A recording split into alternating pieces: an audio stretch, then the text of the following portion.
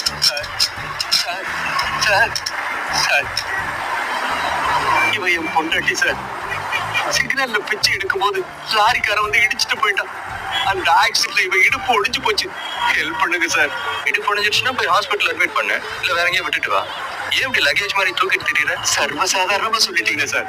கடைசி வரைக்கும் இவளை வச்சு காப்பாத்துவேன்னு என்ன நம்பி இவ வந்துட்டா சார். இவளை எங்க விட்டுட்டு வர்றது சார்? சார் ஒருவேளை உங்களுக்கு இந்த மாதிரி ஆக்சிடென்ட் நடந்திருந்தா உங்க பொண்டாட்டி உங்களை விட்டுட்டு போயிருப்பாங்களா சார்? எடுக்கிறது பிச்சை, டாடா பிர்லா ரேஞ்சில் நக்கல் விடுற? உண்மையத்தான் சொல்றேன் சார். அவன் எவ்வளவு பெரிய கோடீஸ்வரனா இருந்தா கூட கட்டின பொண்டாட்டியை விட்டுட்டு வாழணும்னு நினைக்கிறான் இல்லையா, அவனோட நிலைமை என்னை விட ரொம்ப மோசமா போகும் சார். அவன் சந்தோஷத்துக்காக பிச்சை எடுக்கணும் சார். நீ சொல்ல ஒரு விதத்துல வார்த்தை தான்ப்பா.